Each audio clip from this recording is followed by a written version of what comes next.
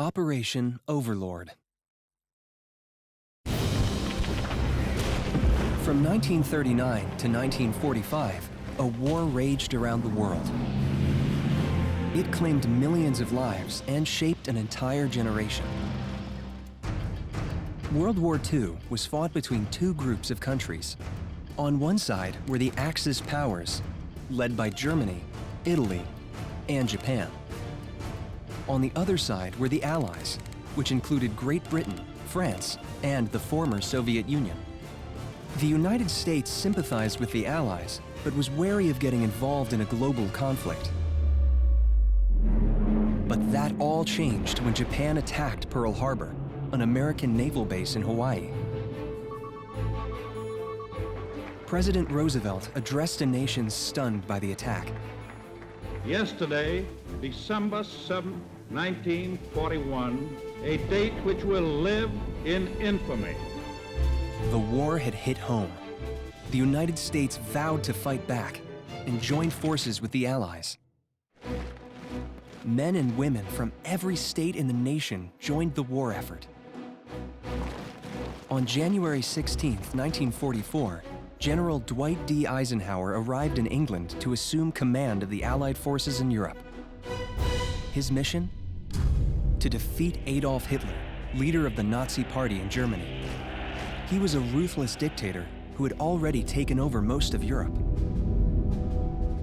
Because Hitler believed in the superiority of a pure German race, he imprisoned and murdered millions of people, many of them Jews, in concentration camps.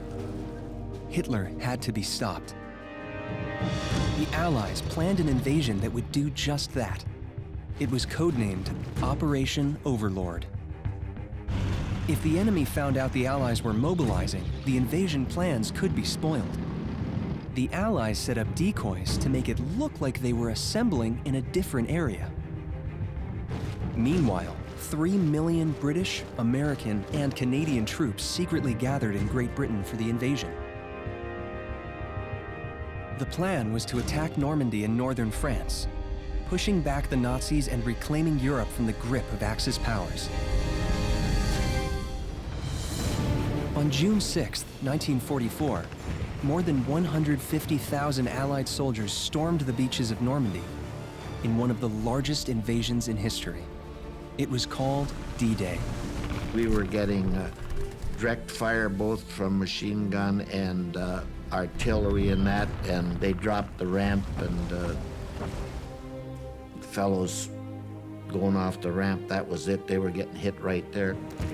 All those years now, 70 years, hasn't erased any of the feelings that we had for our soldiers there, and to see them die there will never leave your mind.